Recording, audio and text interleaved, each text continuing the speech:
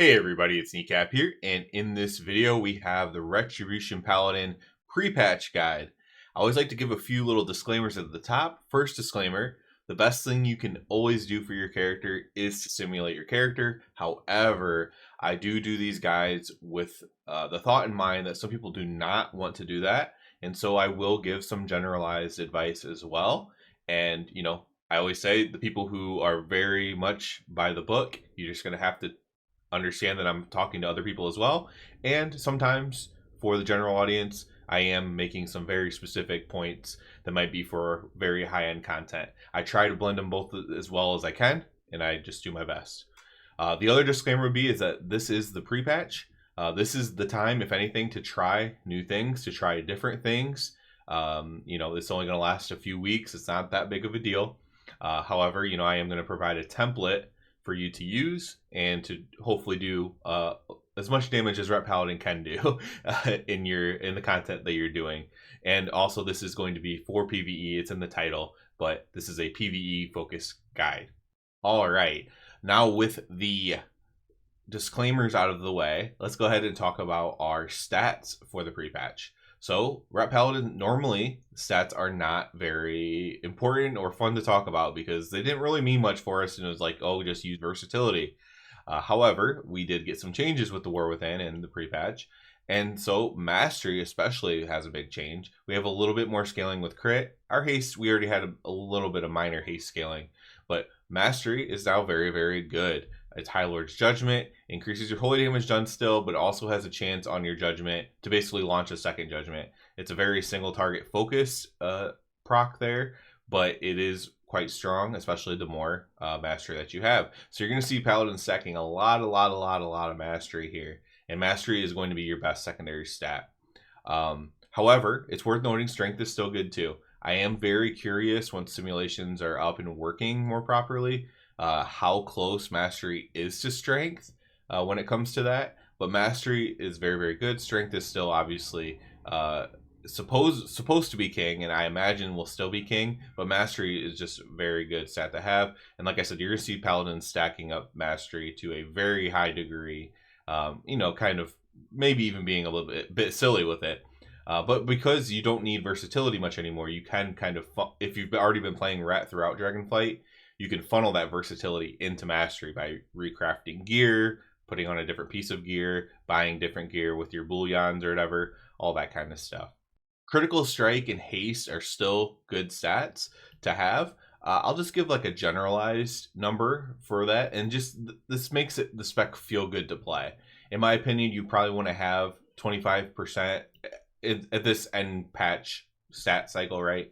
Over 25% crit and probably over 30% haste, and pretty much everything else you can kind of just funnel into your mastery for now.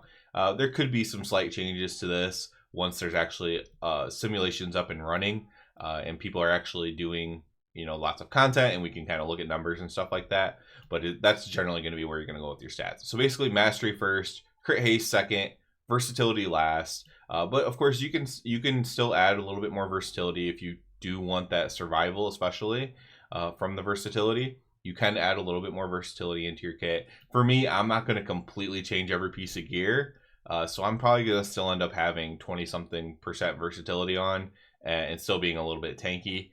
But of course, that might not min-max my damage exactly. All right, so the next thing we're going to talk about is going to be talents.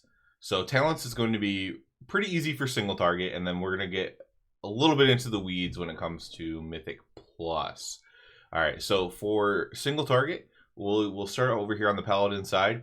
There's not very many talents here that actually impact your damage, and also worth noting that the biggest reason why there is some confusion in the pre-patch is because we have random talents from on the PTR that are not the talents in beta right now. As you can see up here, we still have this useless Crusader aura auto-talent in instead of the Greater Judgment being auto-talented in. This is an older build. If this gets changed, I will do an update video with the changed talents. It won't be much of a change, but just for clarity's sake, if these change, I will do an update video, and you can check that out.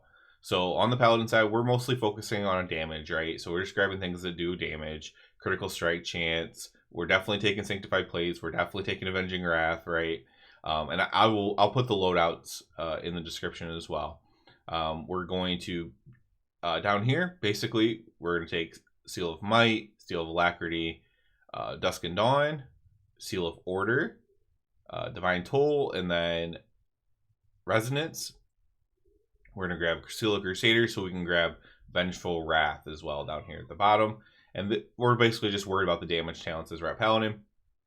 You can sub in your utility as you see needed for whatever group or whatever content that you're doing. Again, this is a single target based or raid based.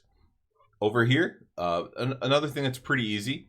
So if you played season 3, season whatever other seasons since season 1 of Rat Paladin, you're gonna see that this mostly looks the same for single target. Again, if there's anything special, I'll point that out. And other than that, I will have the loadouts below. We are basically using our execution sentence still for single target. The only big difference here, and I was just making sure there was no other big differences, is basically Radiant Glory is a thing now. So Radiant Glory, if you haven't been following beta Rat Paladin stuff, Radiant Glory is a modifier of your Avenging Wrath, basically. So what it does is your Wake of Ashes procs your Avenging Wrath. Okay, so you have Avenging Wrath every 30 seconds, but it's a shorter Avenging Wrath. Now, what this is cool with is Crusade is a 2-minute cooldown, so instead it's a 30-second cooldown, but it's shorter. Okay, so for single target especially, Radiant Glory with Crusade is a very, very good combo for single target. Also because Execution Sentence is a 30-second cooldown as well. So you have 30-second wings, 30-second Execution Sentence, and a 2-minute cooldown on a 30-second cooldown, essentially. And so this becomes very, very powerful to combine all these. I will say some people are saying that their Radiant Glory isn't working properly. If you are experiencing this and you can't get it to fix by changing talents or something like that, then you would take off Radiant Glory and you would switch Avenging Wrath Might up here, and that point from Radiant Glory, you would put this into Divine Wrath instead. Okay, so that would be the difference there. So if your Radiant Glory isn't working, or you just hate Radiant Glory and you're like, can I play anything else? You can take off Radiant Glory and go Divine or Avenging Wrath Might and Divine Wrath talent with that extra talent point that you just gained. And this is pretty straightforward. And we're going to get into rotationally what to do next. But this is the build for it. Now, I said it's going to get a little bit more confusing when it comes to Mythic Plus. This is because... so I don't want people to get too confused. So let me load up the Wowhead build, okay? So this is the Wowhead build. And basically what this is doing is this is suggesting that you play single target in Mythic Plus with your execution sentence. Okay. I was very dubious about this, but I stayed up late testing this last night, unfortunately. And it is actually pretty good. So what I would say is this. So this is very, so it's a few AoE talents like Tempest of the Lightbringer. We're going to grab our Blessed Champion. We're going to grab our Blade of Vengeance. We're grabbing our needed AoE talents. We also have all the AoE talents on the right side, but we also have all the single target talents on the left side. So we're keeping our single target very strong while also being able to press Divine Storm and AoE as well. So basically for this build, what I would say is it's a niche build. Okay, if you're pulling one group at a time, then this is a perfectly viable build to use. One group at a time, like so 4 or 5 mobs. This is perfectly viable to use, and even if you're pulling more, it's still technically viable. This is because Final Reckoning was nerfed a lot, and so Final Reckoning doesn't get a lot of value unless you have a lot of targets, and we'll get into that when I show you the build that I'll be using for Mythic Plus. But I'll put both of these builds in the description. This is a single target centered Mythic Plus build, and basically you're using Execution Sentence on a priority target, and you're still using Divine Storm and stuff like that. But you are priority targeting down one thing, and the damage is going to be roughly the same as if you were AoEing. The more targets you get, though, again, this is going to lose a lot of value. The plus side is it's better for bosses, but it's not. Just like the Final Reckoning isn't that much better for the AoE, this actually isn't that much better for bosses. I just don't want people to get confused. So if you see this and you want to run this talent build, you certainly can. If you like went to Wowhead or whatever, you certainly can run this. It was, you know, it's pretty close between this and like running a full Mythic Plus dungeon with this build, running a full Mythic Plus dungeon with an AoE build. It's generally going to be the same, or it's not going to be the same. It's going to be within shouting distance of each other, right? And it's really going to matter like how your group went. Like, did your group really struggle on trash a lot? Did you die on trash a lot for some reason? And then you stayed alive on bosses, because then you're going to look a lot better with a single target build, for example, right? So just things to consider here. And again, it's basically playing the same way as you would normally play. You just are using Execution Sentence on a primary target instead of using your Final Reckoning. The other thing is he has Executioner's Will in his build on Wowhead. If your dungeon doesn't have a priority, like a bunch of lieutenant mobs, sometimes you won't actually get value with your Execution Sentence unless you're doing high enough keys to where the mobs live long enough, right? But if you're doing just like weekly keys, mobs might not even live long enough with Executioner's Will on. So that's a talent point that you can play with somewhere. You could put that maybe into Divine Wrath. You can maybe put that into here. It's also worth noting that these talents are not exact because, like I said, the talents are not the actual beta build talents. So, yeah, just wanted to point that out. But let's go ahead and switch to the build that I'll be using in Mythic Plus. And so, basically, anytime when you're pulling more than one pack, Final Reckoning's still going to do more damage overall. And again, you're not going to lose too awful much on bosses because Execution Sentence was nerfed as well. It's worth pointing out. And so this is very, very similar to your build that you'd be using before this pre-patch. Obviously, it just looks, it's pretty much similar. It just have Radiant Glory off. This would have been a different talent there. Sanctify is definitely a talent point that you can play with here. If you wanted to move that around somewhere else, you could go into like a single target talent, which pretty much are all of your options there are go in a single target talent. But you could definitely play with that. One other thing I want to point this out because I have the weak aura for people. If you want to try this single target Mythic Plus build, he has Divine Arbiter right here, right? So Divine Arbiter, when you get the 25 stacks, you want to use your Final Verdict, right? So that way you cleave onto everything, like on a trash pack or just in general. On a boss, you're going to be using Final Verdict anyways. But there's a weak aura that will track your Divine Arbiter stacks, and I will put that link in the description as well if you want to try out this single target Mythic Plus build. So we'll go back to here. Anything else I want to say about the Mythic Plus AoE build? Just pretty much this talent is the one that you would play with, the Sanctify talent. It's definitely not needed, but a lot of these talents have the same power that I have remaining here. So definitely something you could play with though if you wanted to, the Sanctify talent. Yeah, so I'll put all those below. Play what you want. Like I said, this is the time to test things out. The raid stuff is pretty standard, but as far as Mythic Plus goes, it's kind of choose your own adventure. Play how you want to play. The last thing I'll say is you will be, if your group is pulling like really big in Mythic Plus, you will be griefing a little bit if you aren't using Final Reckoning. But at the same time, if your group is pulling really, really small, you know, the Execution Sentence might make you look better. So there's give and take there.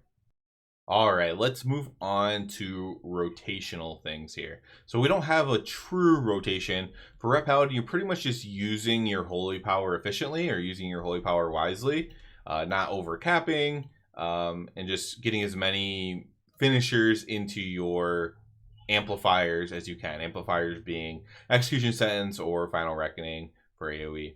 So for rotation, there's going to be I will show you the proposed opener from Wowhead as well, but I have a slight variation that I like to do that I don't think it's going to make too big of a difference as far as which one's better. But what I like to do is, so I'll start off with, well, everyone should start off with their blade. Why is this? We want to put expurgation on the target. This is our tier set, first of all. And what that's going to do is when we judge, it's going to give us wrathful, or it's going to give us echoes of wrath, and it's going to also do damage to the target as well when we do that. That's how our tier set works. We're going to be talking about the tier set next, but so we're going to open with blade, judge, blade. That would put us at 4 with Crusading Strike auto attack. It's going to get us up to 5 really, really quickly, though, probably within like our next global. So then I'm going to go ahead and use Execution Sentence, right? While I have 5 Holy Power, Final Verdict, and then I'm going to go ahead and use my Wake of Ashes, which is going to activate my wings. I'm going to finish. I'm going to use Divine Toll. I'm going to finish. I'm going to use Judgment in this case. I'm going to finish. I'm going to use Blade. I'm going to finish. Blade. I'm going to finish. Judgment. I'm going to finish. I'm going to fit as many finishers as I can into that Execution Sentence. Basically, once you get past that first point, you want to put as many finishers as you can into your Execution Sentence. That's basically what you're doing there. I didn't mention Hammer of Wrath. It's hard for me to swap between beta and here. So Hammer of Wrath lost a little bit of value in once the beta starts in War Within, mostly because Blade gets even stronger somehow, if you can imagine that, because it's going to be a lot of your damage you're going to see once you start doing content. You'll see that your Blade of Justice does a ton of your damage along with the Expurgation. However, it gets even stronger because our tier set in there amplifies it. So Hammer of Wrath also a really good thing to use there. So if your target's already expurging, for example, right, you actually want to use your Hammer of Wrath there. Whereas I was kind of feeding my expurgs. They do continue each other now. The bleeds or the burns continue each other. However, you do want to use your Hammer of Wrath in there as well. So let's look at this one, and it's going to be slightly different. So this one has you still using your blade first. Then it has using Divine Toll before your wings, essentially. I believe this is to get the resonance, so the free Holy Power that's going to thing. Now, I don't have any trouble with Holy Power during this, so I don't think that's really necessary. So now they're at the 3 Holy Power. They're going to execute Sentence, Final Verdict, Wake of Ashes, which is going to proc the wings, right? And then Hammer of Wrath. So then they're at 4 Holy Power, 3 plus 1. Plus, if you've already gotten 1 from Crusading Strike auto attack. And then Final Verdict, and then continue with regular priority. So basically, the same thing I was saying, except for using Hammer of Wrath more intelligently there than what I did in the little demo there. Because Blade was already on the target, the Expurg was already on the target, so you could use Hammer of Wrath there. So basically the same thing I did, except for I'm using Judgment here instead of Divine Toll, and then I'm putting my Divine Toll into my Execution Sentence. That's the only difference really from on a principle basis of what I did versus what they're saying to do. So you can try it how you want. If the Divine Toll lets you get an extra spender into your Execution Sentence from the resonance of it, then that would be probably the play to do. If you can continually replicate it, I would say. And then as far as actual priority goes, it's going to be the same thing that we kind of talked about there. Execution Sentence, you always want to use that when it's up. Final Verdict when it's at 5 Holy Power, if possible. Wake of Ashes to activate your wings. Blade of Justice to get your expert on the target, right? Divine Toll, Hammer of Wrath, because of the fact that it's just really strong. It says if your target has 20% and you have less than 3 Holy Power, and then Judgment, Blade of Justice, Final Verdict at lower Holy Power. So basically, it's just the easy way to say it, because this can get confusing when you're like talking about priority or whatever. The easy way to say it is, again, just use your Holy Power judiciously, use it efficiently, and focus on don't Divine Toll when you're at 4 Holy Power. Don't Judgment when you're at 4 Holy Power.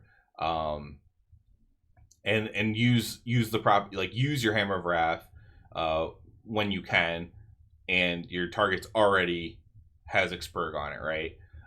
That's a good, like, that's a hard one to learn, because it's like, oh, am I tracking the burn on him or whatever on my target? But when you have the burn already on, then all of a sudden you want to start using your Hammer of Wrath more, right? Just for a little bit more damage. So just kind of like an order of operations thing there. You know, the reality is, as long as you get the spenders into your execution sentence for Ret, it's not a huge deal, the order in which you use things. It's going to make a very small difference into your execution sentence, basically. And yeah, it's just not a huge deal. Just use your holy power efficiently. That's what I would say there. All right. So next, let's talk about the tier set really quick. We already mentioned it a little bit. Basically, the tier set here for this final month or a few weeks of Dragonflight is the TLDR. All you really need to know, because everything else happens passively, is get your Xpurg up on the target and then use Judgment after that. So as long as it's burning, you can just use Judgment on it, and it's going to increase the power of your next spender, basically. So it's very simple. It looks complicated if you read through all of it, but that's basically all it is. I would say, you know, to completely maximize it, you don't want to use 2 judgments in a row on the same, you know, before you use a spender, right? You don't want to use Divine Toll into Judgment if you can help it, but at the same time, it's not a huge deal if you do either. But that's just playing complete min-max, right? You just don't use 2 judgments after each other without using a spender. Okay, next up, let's talk about trinkets. Let's first focus on raid style trinkets. And so I'm just here in the Bullion area in Valdrakken here to kind of like look at the trinkets all in one place, basically. Let's go through and find ones that we're going to possibly use for raid. So Cataclysmic Signet Brand is a good one. This is for raid only, pretty much, unless you can stay in combat for the entire Mythic Plus run. Cataclysmic Signet Brand gets stronger the longer you're in combat. If you're killing bosses in 2 or 3 minutes, it's not worth using this. If you're doing all the raids on Awakened Mythic, and you're doing some encounters that last a good amount of time, then Cataclysmic Signet Brand can still be quite good. It's all about, you know, being in combat for long enough with this trinket, but it is a good trinket. Ashes of Ember Soul is a very good trinket to target because it's good in pretty much every situation. It's a solid trinket to use. So Ashes of Ember Soul is always a good choice. This is one if you can get to drop, or you can buy it here with Bullion or whatever. We'll talk about this one in Mythic Plus as well, but this is a possible raid trinket that you can use. And then we have, is there any other ones in here? I don't think so. Okay, so let's go to the other vendor. Elementium Pocket Anvil. So this is a very popular trinket. This one also requires time, but it doesn't require as much time as the Cataclysmic Signet Brand does. So again, if you're doing a raids, you're really into the Awakened raiding, this is one that you can use for sure. It's a little bit easier to use, not easier to use, but it's a little bit less time commitment in a combat to get value out of it than Cataclysmic Signet Brand is, and it is still quite powerful. We also have this Ominous Essence, okay? So this trinket is basically good because of the mastery on it, and you would want to attune to is it the blue Dragonflight that gives mastery? Whichever Dragonflight gives mastery is what you'd want to attune it to, and so you would just be using this because of your mastery, basically. This trinket's obviously better when other people are using it as well, right? So if nobody else is using it, it might lose some of its value there. I would be curious to see what that's like, what the difference is once people are doing a ton of raids here in this pre-patch and seeing the difference between them, like people who are in a group with people that have it and people who aren't. But this still is a solid trinket because of that, because of the fact that it has the mastery on it. And then Neltharion's Call of Chaos, no. Let's see. And then we have, let's go over here to the final vendor. We have, that one's good for that, but Blazebender's Hoof, I believe, is going to be in here, and Manic Grief Torch is going to be in here. So Grief Torch is always good grades, especially if you have anybody in your group die. This is just a solid thing to use in general, basically no matter what you play, especially if people are dying. And then Blazebinder's Hoof, wherever that might be. I have one in my bag. Blazebinder's Hoof is still a solid single target trinket, although it's not quite as valuable as it was previously before the pre-patch. It's still another solid trinket that you can use for raid content. Okay, so let's go ahead and move over to talking about the Mythic Plus trinkets. Let's do it this way, where I'll say the trinkets first, then I'll try to find them in there. So I always recommend using on-use trinkets in Mythic Plus. It really lets you just like have something for each pull in a lot of cases. Also, you can use on-demand damage trinkets for Mythic Plus, like Mana Grief Torch, which we just talked about. But so some of the ones I have here for you guys is Storm Eater's Boon. So this is a dangerous trinket. I did a guide on how to use it. This is just, it does a lot of AoE damage, right? So this is completely, it's not necessarily pad, but this is a completely AoE style trinket. Sometimes you'll even have to use bubble to not die while you're using it. But Storm Eater's Boon is still very, very good if you can survive or whatever. Ashes of Ember Soul, which we already talked about. That one's very, very good. Neltharian's Call to Chaos is very good for AoE situations. Iridius Fragment's going to be very good, which I believe I have one of those somewhere right there. Iridius Fragment, it also has mastery on it. And then we have like Grief Torch, like I already said, and then like something like Beacon of the Beyond as well. So why would I suggest Grief Torch and Beacon of the Beyond in Mythic Plus? This is because of bosses specifically. So like a boss like the second boss in Ruby Life Pools, a boss like Brona, the Trog boss in Uldaman, the boss like the final boss in Brackenhide that summons a totem. Both of those last two summon a totem. These are really good things to have for those type of things. Grief Torch, Beacon of the Beyond, things like that. Beacon of the Beyond also has mastery on it as well, which is good for us. Obviously strength is good for us as well. But so those are the things that I'm kind of using, especially since I run an AoE build for Mythic Plus, right? I'm going full AoE. So I have like these on-use trinkets for some on-demand damage. I'm literally using Grief Torch and Beacon of the Beyond right now, specifically for that reason. Now, if you're in a dungeon that doesn't have one of those things, because some of the dungeons don't, then it becomes less important. Maybe you just use your Ashes of Ember Soul, stuff like that instead. In those cases, you can switch stuff up however you like, really. Again, this is just pre-patch. Next up, let's talk about crafted gear and embellishments. Okay, so for crafted gear, basically the value of crafted gear is going to be that you can put the stats on it that you want to put on it. So you can put your mastery on it, you can put your haste on it, all that kind of stuff, and you're going to get some extra value there by having the stats that you want. But of course, we can also embellish 2 pieces of gear still. You can do it in the War Within as well, but with these old embellishments. Now, basically, you have all the embellishments are fairly similar in strength. However, if you can keep your health above 90% health, there is this blue silken lining that increases your mastery while above 90% health. So this is going to be very, very good in any kind of content you're doing where your health is over 90% for most of the time. I don't know what content that is necessarily. I guess easier content.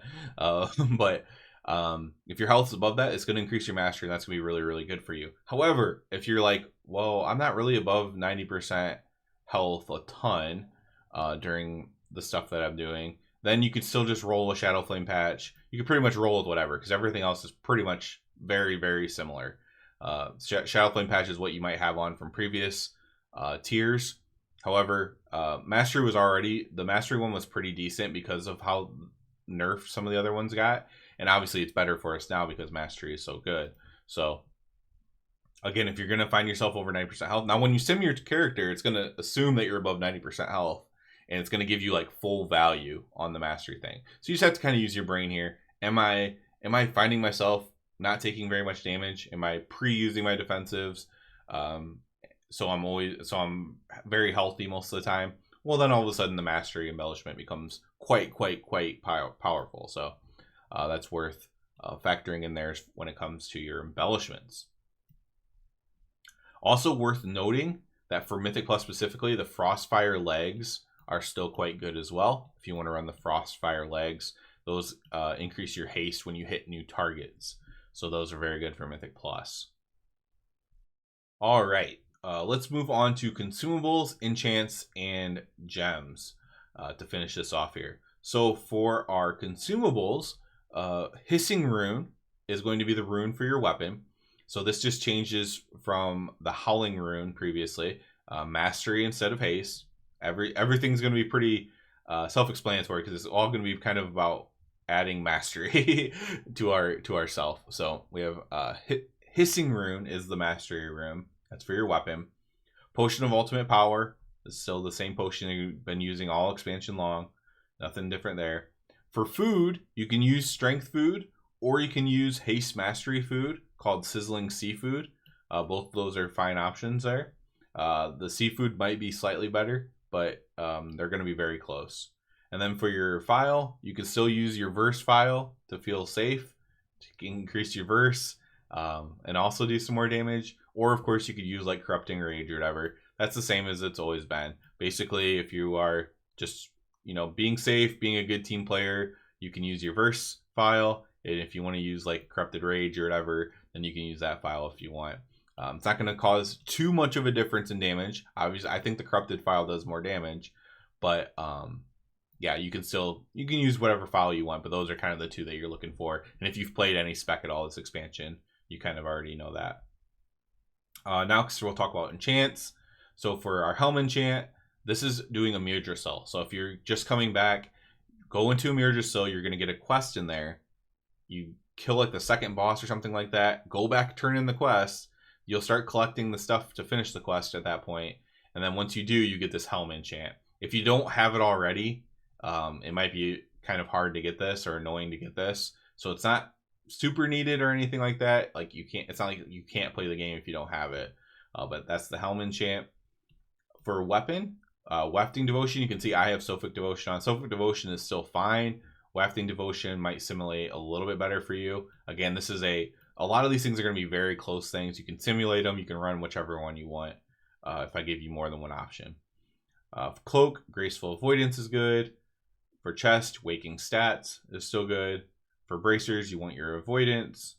For Legs, the Lambent Armor Kit is good. I believe that's the Stat plus Verse. I have Stat plus Stamina on for some reason, but that's fine too, if that's what you want. But Stats plus Verse, I believe, is the Lambent one. Boots, you can put on the Speed or Watcher's Loam. So the Plains Runner's Breeze or Watcher's Loam. That's, again, Speed or Stamina, your choice.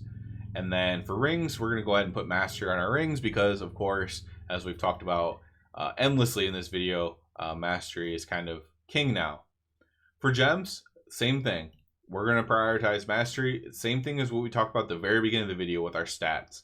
So if you have plenty of crit, you have plenty of haste already, then get Mastery as your main stat on the gem.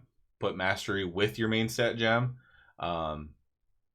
And, you know, just focus on having Mastery. And then you want to, like, pair it with haste. Pair it with crit. If you have 35% haste already and 26% crit and you want to pair it with verse then. But, you know, basically want to have Mastery on all of your gems, either as the first one or the second one, right? So I have haste plus Mastery on this gem, right? You want to have Mastery on all your gems in some capacity, basically. Usually probably the main stat, but if you're trying to make up for stats other places, then it could be the secondary stat. So that's going to be that.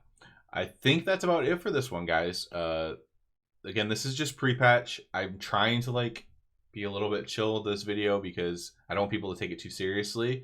I just want to give you a template to maybe have fun, do a lot of damage, and all that kind of stuff here for this last few weeks before we get into the War Within. And yeah, as always, I do ask you to please subscribe to the channel because that helps me out a lot. If you're a returning subscriber, I do encourage you to check out the Patreon. And other than that, everybody have a good one.